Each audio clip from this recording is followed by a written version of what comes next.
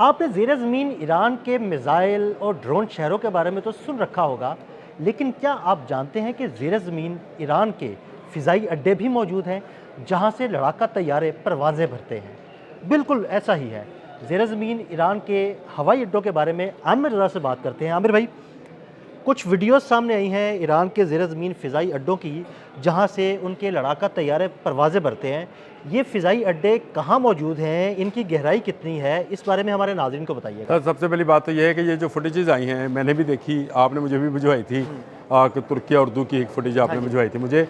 लेकिन उसके बाद मैंने ये जब इस पर थोड़ी सी रिसर्च की तो पता चला कि ये तो ईरान बहुत लंबे अरसे से काम कर रहा था और ऐसी सुरंगें जिसको आप यूँ कहें कि एक के बाद एक सुरंग शुरू होती है और एक पज़ल क्रिएट करती चली जाती है। यानी पहाड़ों के अंदर एक ऐसी सुरंगें जिसमें से अगर कोई दाखिल हो जाए तो शायद रास्ता भूल जाए। बिल्कुल, लेकिन भूल-भुलैया, पूरी भूल-भुलैया। पूरी भूल भुलैया बनाई हैं और ये इतनी डीप हैं कि आप इन तक कोई बॉम्ब नहीं पहुंचा सकते हैं।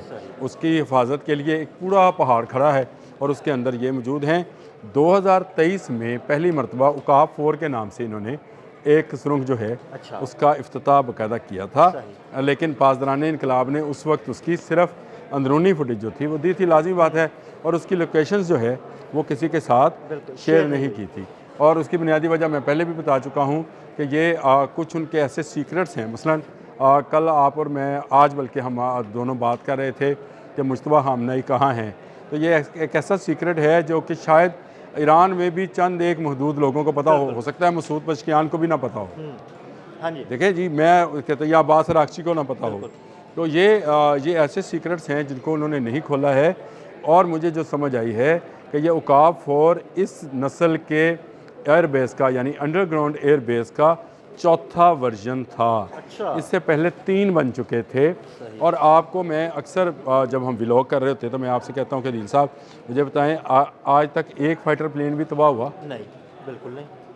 दिलचस्प बात यह है जो उकाब 4 है, इसको तैयार ही Su-35 के लिए किया अच्छा, गया वाह, है। ज़बरदस्त। यानी ये इसके रनवे को ये जब निकलता है तो ही निकलता है। एक बड़ा जहाज़ है Su-30। Su-35 एक बड़ा जहाज़ है। उसका ऑपरेशन, उसका रडार्स, उसके आपको पता है कि जब आप एयर कम्युनिकेशन कर रहे होते हैं तो आपको बहुत सारे रडार्स की ज़रूरत होती है और बहुत सारे सिग्नल्स जो हैं आप उस वक्त दे रहे होते हैं, आ रहे होते हैं। ये फ़्लाइट ऑपरेशन कोई ऐसा आम ऑपरेशन तो होता नहीं है। ये सारे का सारा ही अंडरग्राउंड है। इसको कैसे लिंक किया गया है, कहाँ से जाकर इसके एंटीनास जो हैं उनको हवा लगवाई जाती है, दिखाया जाता है, उसको आसमान दिखाया जाता है, कहाँ से सिग्नल आते हैं, कहाँ से जाते हैं।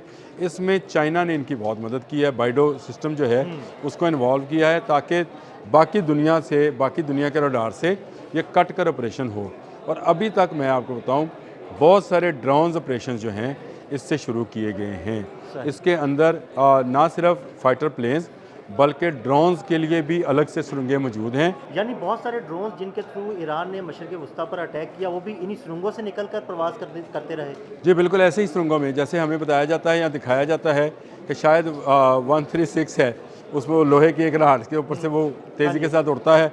लेकिन ये वाहद ड्रोन नहीं है ईरान के हाँ, पास। ईरान के पास बहुत सारी मैंने आपसे कहा कि ईरान इस वक्त इस खत्ते में ड्रोन बनाने वाला सबसे बड़ा मुल्क है और सबसे ज़्यादा इवन रशिया को इसके ड्रोन्स की ज़रूरत पड़ी। तो आप इसका अंदाज़ा करें कि उसकी टेक्नोलॉजी का किस हद तक जो है वो ज़्यादा है। ये पहाड़ों के अंदर जो सुरंगें हैं ये बिल्कुल एक नया आइडिया है। इससे पहले इज़राइल ने ये आइडिया अप्लाई किया था रेगिस्तान में। अच्छा। उनके अंडरग्राउंड ज़रूर मौजूद हैं, उनकी भी एयरबेस एक मौजूद है जो कि अंडरग्राउंड है, लेकिन वो रेत के अंदर से जो है वो खुलते हैं उसके तख्ते और उसके बाद ऊपर से नज़र आता है रेत है, लेकिन वो बहुत ज़्यादा डीप इन नहीं है। ये पहाड़ों के अंदर कैसे खुदाई हुई, कैसे ये सुरंगें तरतीब दी गई, क्या ये सुरंगें सदियों से थीं जिनको इस्तेमाल किया गया, और इनके लिए इनके अंदर जहाज़ का चलना और रनवे पे भागना। अच्छा आमिर और भाई, रनवे से भागते मैंने हुए जो वीडियोस आपके साथ शेयर की मैंने भी देखी, वो बहुत बड़ी सुरंगें हैं और बड़े ज़बरदस्त किस्म के रनवेज बने हुए हैं और वहाँ पर जहाज़ आराम से जो है ना वो ट्रैवल कर रहे हैं, आ रहे हैं, जा रहे हैं, लैंडिंग कर रहे हैं, टेक ऑफ कर रहे हैं। आप मुझे बताएं कि अगर जहाज़ जो है उसने टर्न करना है तो उसको कितनी स्पेस चाहिए होती है? वो इतनी बड़ी है कि आराम से टर्न भी कर रहा है। लेट्स से ये जहाज़ है तो अगर इसने सीधा जाना तो इस तरह से जाएगा, लगने के अगर इसने टर्न लेना है तो ये पूरा इसका 2 पड़ों का स्पेस जो है उसको घुमाना है। ये सारे का सारा सुरंगों के अंदर इन्होंने किस तरह से डिज़ाइन किया है, क्यों अभी तक अमेरिका जो है इन तक नहीं पहुंच सका है। अमेरिका किसी मिसाइल सिटी को, किसी न्यूक्लियर साइट को, किसी इनके अंडरग्राउंड उकाब 4 जिस तरह से मैंने आपको जिक्र किया, क्योंकि ये सामने उन्होंने कर दिया कि ये उकाब 4 हमने बना लिया है, इसलिए सामने आ गया। अदरवाइज़ ईरान ने क्या कुछ गुप्त बनाया हुआ है, छुपा हुआ बनाया। गुप्त का मतलब छुपा हुआ। हमेशा आपसे कहता हूँ कि गुप्त का मतलब ही बता दें हमारे नाज़रीन। छुपा हुआ बनाया हुआ है, ये किसी के जहन में नहीं था और ईरान इस वक्त भी इसको इम्प्लीमेंट कर रहा है। देखें, ईरान के जितने अस्करी सरबराह आए हैं उन्होंने एक ही बात कही है कि अभी तक हमने अपने सारे वेपन्स इस्तेमाल नहीं किए हैं। हमारे बहुत सारे वेपन्स जो हैं अभी अनटच हैं, यानी अभी वो इस्तेमाल नहीं हुए हैं।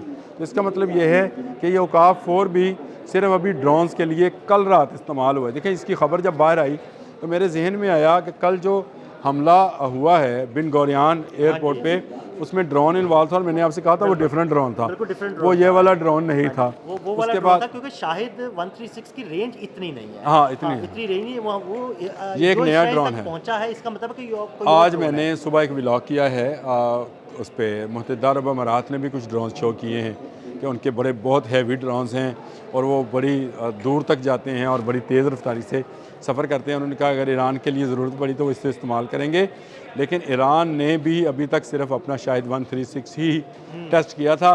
डोनाल्ड ट्रंप की कल वाली तकरीर के बाद उन्होंने अपने नए ड्रोन जो हैं जो इसराइल तक मार करेंगे, ये एक अब नई मुसीबत आगे। देखें, पहले उन्होंने सिर्फ बैलिस्टिक मिसाइल इस्तेमाल किए, उसके बाद उन्होंने क्लस्टर बम्बिंग शुरू कर दी, अब वो ड्रोन इस्तेमाल करना शुरू हैं। एक के बाद एक इनके इंटरसेप्टर्स के लिए इम्तहान जो है ईरान पैदा करता के बाद एक नया सरप्राइज बॉक्स। और नया सरप्राइज बॉक्स आप इस तरह से भी देखें कि कतर में जो ऑयल टैंकर पर हमला हुआ है वो भी एक ड्रोन के साथ हुआ है और ये शायद 136 नहीं था। शायद 136 जो है पहले सिर्फ शायद 136 से मुख्तलिफ जगहों को निशाना बनाया, अब वो दूसरी किस्म का ड्रोन ले आए हैं, इसके बाद कोई तीसरी किस्म का ड्रोन ले आएंगे, फिर चौथी किस्म का आ जाएगा। देखें, वो उन्होंने प्लान कर रखा है। जिस तरह मैं आपको अक्सर हर व्लॉग में शायद बताना भी ज़रूरी है कि उन्होंने ABCD जो प्लान बना रखे थे, उसमें उनका कौन सा प्लान इस वक्त काम कर रहा है, ये मासवाए पासदारान के और उनके सुप्रीम कमांडर मुस्तफा हामनाई के कोई नहीं जानता है। वो कुछ ज़्यादा इस पर इंटरनेट पर कभी शो भी नहीं हुए। पाबंदियाँ होने के बायस बहुत सारे लोग, बहुत सारे ममालिक उनसे दूर भी रहे कि यार इनके साथ ट्रेड करेंगे तो अमेरिका नाराज़, ये चलता रहा। इनके साथ ये काम करेंगे तो अमेरिका नाराज़ होगा, इसके में अगर ये ट्रांसफ़र होगा तो अमेरिका नाराज़ होगा। तो बहुत सारे ममालिक उससे वैसे ही दूर रहे जिनको इस्तेमाल किया जा सकता था। लेकिन इसराइल का कोई दोस्त मुल्क था या अमेरिका का कोई हमदर्द मुल्क था। दोस्त मुल्क तो अमेरिका के बहुत सारे हैं, हमदर्द मुल्क था जो कि ईरान के ख़िलाफ़ मदद कर सकता था। उन पर ईरान पहले से पाबंदियाँ आयद कर चुका था। सिर्फ एक जगह उसने मार खाई और वो हिंदुस्तान था, क्योंकि हिंदुस्तान ने उसकी जड़ें काटी। बादशाह पलटा ना। हिंदुस्तान देखें दोस्त रहा जब तक रहा, क्योंकि रशियन दोस्ती थी उनकी। और 1947 जब से हिंदुस्तान का वजूद आया है, ये रशिया के साथ अटैच थे। ईरान इसलिए इनसे धोखा खा गया कि शायद ये रशियन ब्लॉक में हैं, ये अमेरिकन ब्लॉक में जाके इसराइल से हाथ नहीं मिलाएंगे। लेकिन मोदी क्योंकि हर वो काम करता है जो भारतीय अवाम के मुफाद में ना हो, यानी उनके ख़िलाफ़ हो, और वो काम भी उसने कर दिखाया कि इतना पुराना दोस्त रूस, उसको भी नाराज़ किया, ईरान भी नाराज़ हुआ और इसराइल के हाथ से हाथ मिलाया, तो इसराइल का भी बेड़ा गर्क हो रहा है। तो इसका मज़ीद अभी बेड़ा गर्क होगा। ये जो टेक्नोलॉजी है अंडरग्राउंड एयर बेसिस की, ये मैं समझता हूँ कि ये दुनिया में बहुत ही यूनिक टेक्नोलॉजी है। इससे पहले मैं आपको स्वाम अटैक का बारे में बता चुका था कि जब इनके बड़े बेड़े आएंगे तो स्वाम अटैक होगा। और अब ये नई चीज़ जो है जिसका आप ही ने मुझसे रोशनास कराया था, उसके बाद मैंने इस पर रिसर्च की, मैं इस पर गलत बयानी नहीं करता हूँ, लेकिन अंडरग्राउंड एयर बेसिस का ये सिस्टम और ये निज़ाम जो है ये वाकई में यूनिक है और ये नहीं पकड़ा जाएगा। इसलिए नहीं पकड़ा जाएगा कि यहाँ तक कोई पहुँच नहीं पाएगा। और इसका कोई बॉम्ब जो है, देखिए GBU 72 हो या GBU 12 हो, जो भी इनका GBU है, ग्रेट बॉम्ब ऑफ USA, वो इन पहाड़ों को चीर नहीं सकता है। तो मैंने आपको मिसाल दी थी कि हमने जो एटमी धमाका किया था वो पहाड़ के अंदर किया था। तो आप अभी भी आज भी फुटेज निकाल लें तो पहाड़ सिर्फ थराता है, टूटता नहीं है। तो ये कोई इसका मतलब है कि जो एटम बम से नहीं टूटता है, तो उन्होंने सुरंगों को किस कदर गहरा खोदा होगा कि डोनाल्ड ट्रंप ये इतराफ़ करते हैं कि जितनी गहराई में उनका यूरेनियम ज़ोरदार यूरेनियम पड़ा है, हमारे बस से बाहर है। और इसी तरह अगर यूरेनियम वहाँ पड़ा है तो इसका मतलब ये है कि उनके मिसाइल सिटीज़ भी ऐसी गहराई में मौजूद हैं जिनको अभी तक तबाह नहीं किया जाता। हाँ, अखबाराती या टीवी या सोशल मीडियाई बयान तक की हद तक ठीक है कि हमने इनका नेवी ख़त्म कर दी, हमने इनका जो है पूरे का पूरा मिसाइल सिटीज़ ख़त्म कर दिया। बयानात ही हैं सिर्फ, वो बयानात ये फोकी धमकियाँ हो सकती हैं। देखिए ईरान जो है सोशल मीडिया पर थोड़ी लड़ी नहीं जा रही है। ईरान ने 4-5 साल की जंग की तैयारी कर रखी है। और मैं आपको बता दूं, मैंने आज सुबह अपने एक व्लॉग में ये बात कही भी है कि अमेरिका ने यहाँ से चले जाना है 2-3 हफ्ते के अंदर अंदर। ये इन मिडल ईस्ट की कंट्रीज़ ने यहीं रहना है। ये कोई हमाकत ना करें, क्योंकि अगर ये हमाकत करेंगे तो ये ईरान को मौका देंगे इनको दोबारा से सहराओं में घूमते ऊँट चलाते हुए, और लोग इनको समंदर में मछली पकड़ते हुए देखेंगे। ये जो याशियाँ हैं ये सब ईरान ने बंद कर देनी है ना, उसने बाब मंदब बंद कर देना है और उसने आपने हरमज़ बंद कर देनी है। तो ये इन ममालिक के लिए अच्छा नहीं है। ये इस जंग में ना कूदें, जितना जल्द हो अमेरिका को इस बात पर कायल करें कि पैसे लिए बगैर तू निकल जा और हम इसके साथ जंग नहीं करने वाले हैं। अगर इन्होंने इस जंगी माहौल को मज़ीद भड़काया, इजराइल तो मरेगा ही मरेगा, उसके साथ ये भी पिसते चले जाएंगे। गेहूँ पिसता है तो गन पिस भी जाया करता है।